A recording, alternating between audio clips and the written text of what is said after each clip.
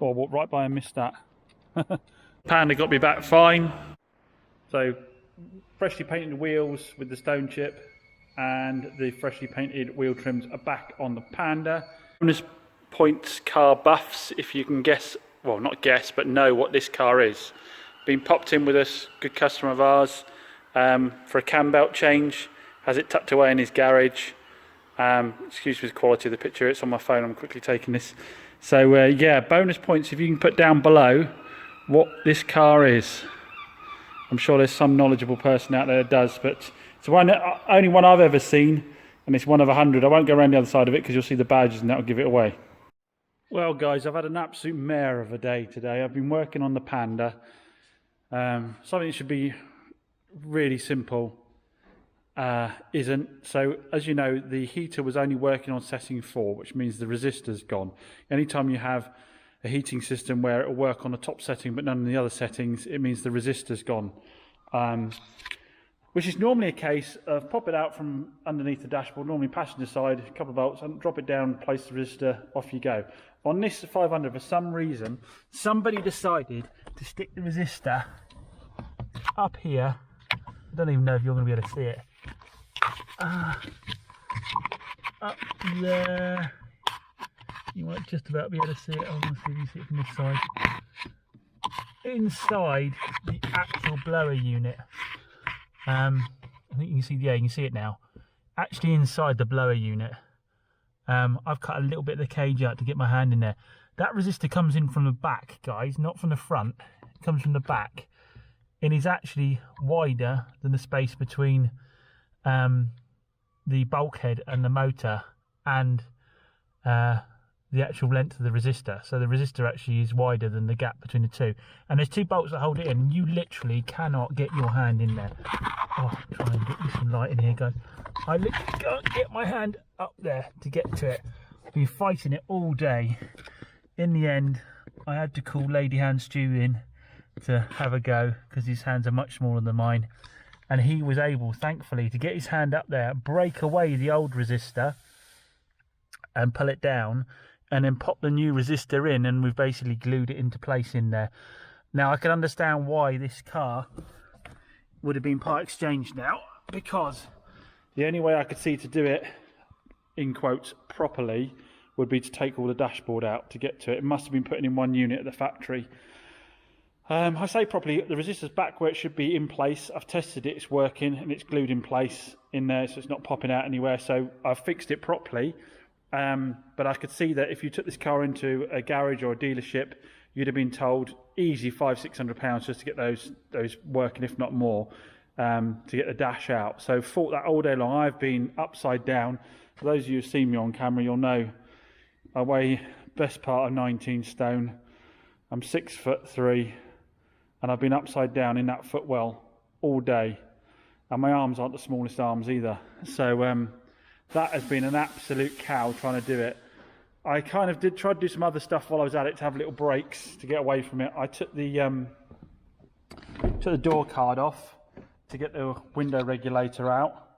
So that's out ready, but I haven't had the new one arrive yet.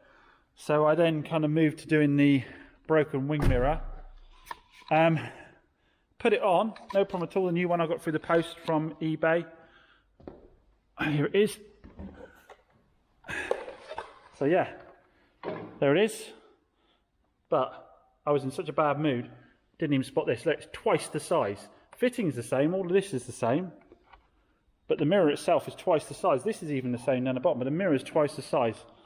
So I had to fix the old mirror and buy some universal glass to stick over the top.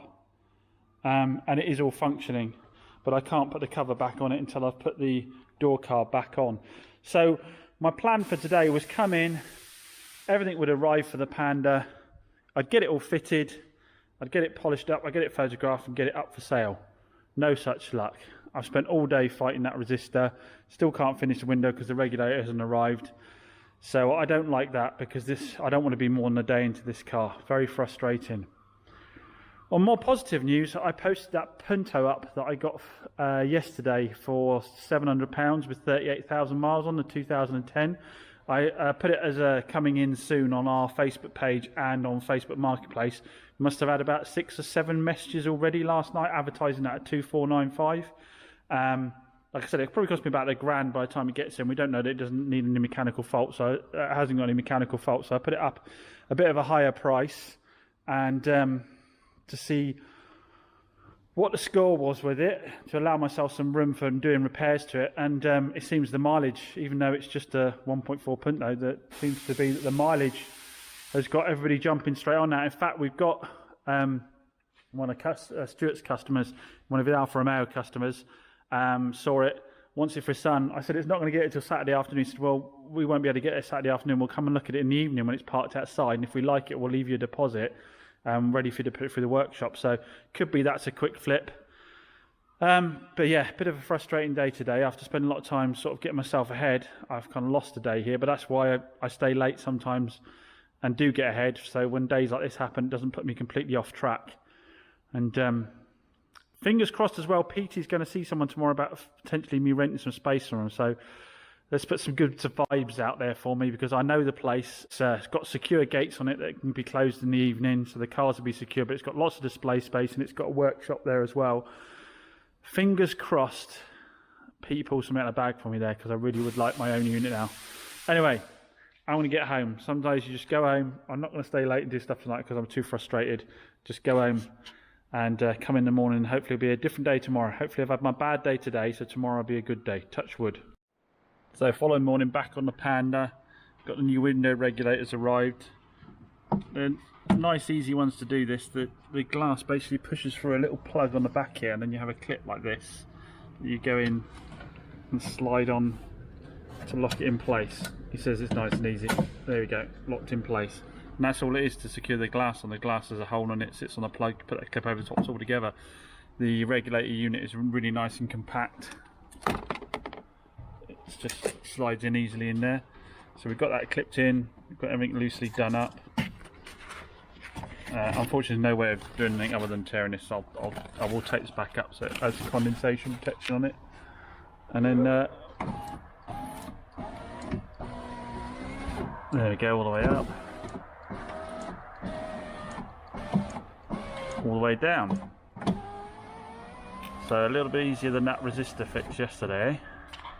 Here is that resistor from yesterday, by the way. You can see why it was no longer working. Look at the state of it. What a game that was. Like I say, luckily I had Stu about with his smaller hands to get it in there. I fought it for hours. I did not go home in a happy place last night. But so now we've got the blower working, we've got the window working, and we fixed the mirror.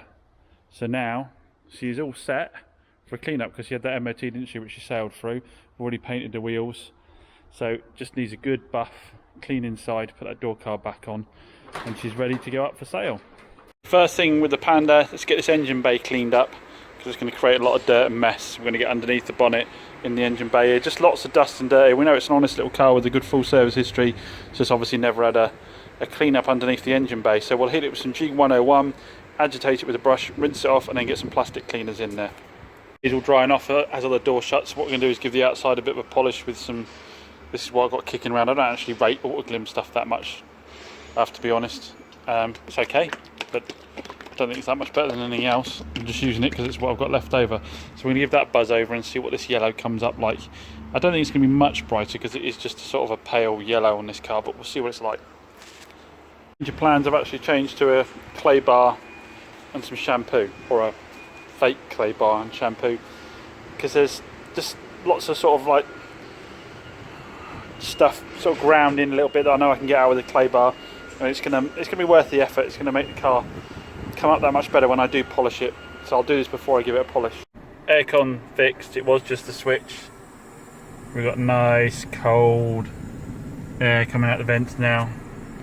So that was a nice easy fix.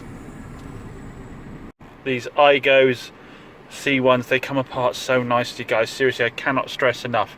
If you want to buy one, if you want to buy a car that you can get a little bit handy with in the driveway, let's say you're buying a car for your kid to learn to drive in, and you want to be able to help out if there's any problems with the car, fix little bits and bobs on it, or you just want to start to get the spanners out and start to play with cars, get yourself a C1, get yourself an iGo.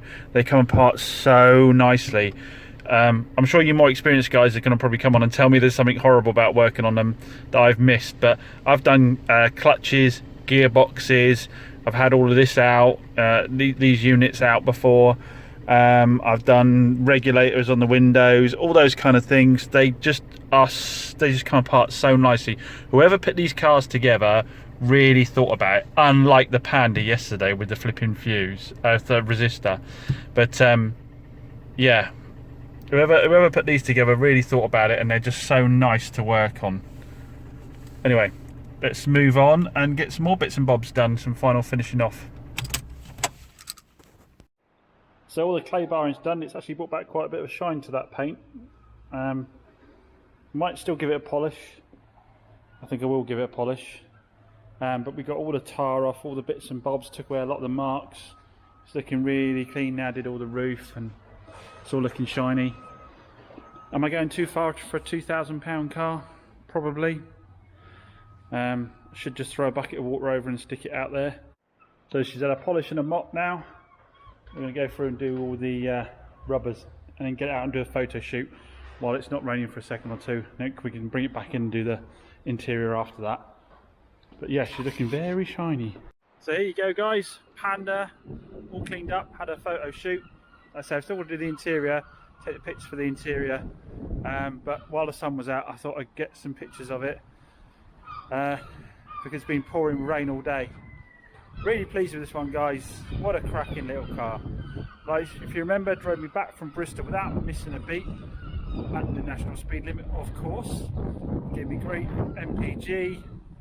It's got this, like I say, it's one owner from new, which I struggle to believe with a car this age.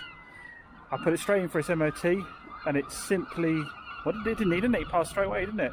I only had an advisory for the cracked mirror.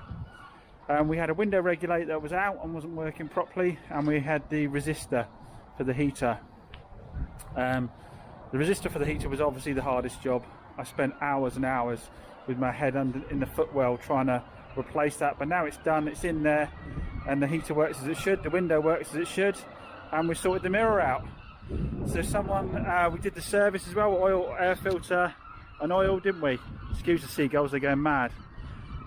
This, I know I say it all the time, is going to make someone an absolute cracker. For under £2,000 to have a car in this condition with reasonable 80,000 miles on it, cared by one owner with a near full service history on it. I've done a service on it, I've fixed all the little problems it's got.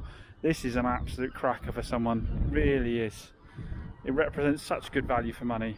Unfortunately with Pandas, the general public don't as a general rule know this. If you drive a Panda, you'll be hooked. They're great fun, they're so airy, so spacious, they're great fun to drive. You really will be hooked if you drive one. I mean, I asked £19.95 for it. I think it's worth that all day long. I know there's cheaper ones out there, and I know I got it cheaply as well. We'll look at the numbers in a bit, but I would suspect that on this car I've got about £800 or £900 in it. So after the VAT, if I sell it for £2,000, I'll make probably around £900, something like that. Now guys, I have to make money on the ones I got cheap, because you know I don't always make money on the cars, or a lot of money on the cars. So you can't afford to say, well, I got it cheap, I'll sell it cheap, because there's other cars that you lose out on. So I want to get a decent price for this one. I think it's worth every penny of it. I'm going to start it in £19.95 and see where we go. Let's get the interior cleaned up. The reason, by the way, I wasn't too worried about the interior, I mean, look at the condition of these seats. There isn't any wear on them at all. There really isn't any wear on them. And it came with a proper set of Fiat Panda floor mats, which I've got inside to clean up. All the switches and buttons and all that are all in great nick. No wear and tear on those at all. It all looks really good. I mean, the only bit of wear is a little bit on the edge of the carpet down here where someone's heel's probably been rubbing. So it isn't going to take a lot to clean it up. I am selling myself this car, am I? But I just really think it's an absolute cracker for the money. Anyway, shut up, clean it up, get it listed.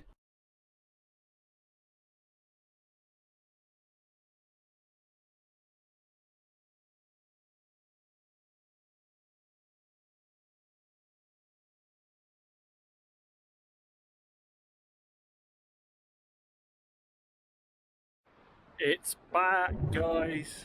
The little Mazda 2 that you all told me I needed to scrap or trade out because it was going to be, well, you didn't all, to be fair, you didn't all say trade out because it was going to be hassle. Even if I did do well on it when it went out, I'd have warranty claims on it. Just a little point, I just was bombarded with messages on this car, guys. I could have sold this 10 times over.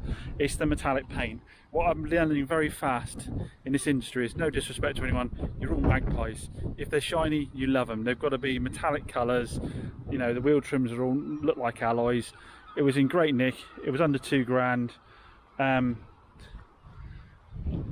Like I say, I mean, this is where I'm comparing with the Panda. I reckon, I don't know yet, but I reckon I'll struggle more with the Panda than with this, even though the Panda probably is, you know, condition-wise a better car, history-wise a better car, all those good things.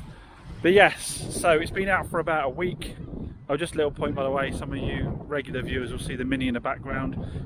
You know, I've been keeping that at home, just using that as a toy. Wife's been using it as a toy. I'm in that because I bloody left the lights on the MGB last night, didn't I? And I really want, I can't get out of that MGB below, guys. I'm driving it all the time. Bloody love it. That is a good drive. It is quick, and there is actually nothing wrong with it. I don't know why I'm so nervous of retailing it. It drove absolutely fine. It's been sitting for a few weeks now. But yeah, I left the lights on the MGB, that's why. Anyway, back to the Mazda. So it's been out for about a week, and yes, I've got a warranty claim on it. So you were right, guys. I am having to put more money into it. What I'm having to do is, like I say, it's been out about a week. The washer fluid motor's just gone on him. I've got a couple of those now, haven't I? And it's cost me £10 for the part. And to be fair, I don't know how long it's going to take me to fit it. I imagine, like most cars, it's probably going to be get the wheel off, get the wheel arch liner out, just swap the two over. Shouldn't take me too long. But yes, there has been a claim on it. Washer fluid, it was working, but it's packed up. So don't know what the score is with that. We got to, like I say, I've got the motor, so I've just ordered one in ready to go, so I can make it as swift as possible for him, because I don't want to get in, try it, find it was a motor, then give him the car back and get it back in again. Blah blah blah blah blah. So yeah, we're doing that for him. So there is a claim on it. Obviously, there's still 2 3/4 months to go or whatever on it, but he seems to be happy with it. Other than that, he seems to be absolutely happy with it. Anyway, so we'll get that and we'll get that done for him. I do like to get the warranty claims done and out of the way. I've got other stuff I could be doing on sales cars, but you know, I want him back out there again as quick as possible. Luckily he works shifts, so he's not actually using the car for the next 3 days. So tomorrow's Saturday, I'll probably get onto that. I'll just finish listing the Panda and I'll get onto this on Saturday morning, get that swapped out for him. Very quick one, guys, because it's peeing down with rain. It took me 10 minutes to take the wheel off, wheel arch liner out, swap the washer fluid motor, and it's working fine as is. So that's messaging now and let him know that it is going back to him. Sorry to leave you on tender hooks with my teasers on the shorts. Using it rain or shine, guys, proper daily. So the Punto that I forgot I bid on has just turned up with Adrian. And what have we got ourselves into here then? So guys, it drives alright, it looks okay. I've just gone through the paperwork though, and I found a receipt in it for the sale of this car just 4 months ago. So the question is, why did someone buy this 4 months ago and has already sold it on? Presumably traded it in because it's gone for auction or gone to a We Buy Any car. Why have they done that? As far as I can see, it's driving fine. The only thing I know with these that can be intermittent is the dreaded ECU issue. So I'm going to have to put some miles on this, because I'm not going to trust retailing it until I put some miles in it and find out why they shifted it on so darn quick. Now, you saw me drive this a minute ago. I've just gone in to move it again. That reverse is crunchy.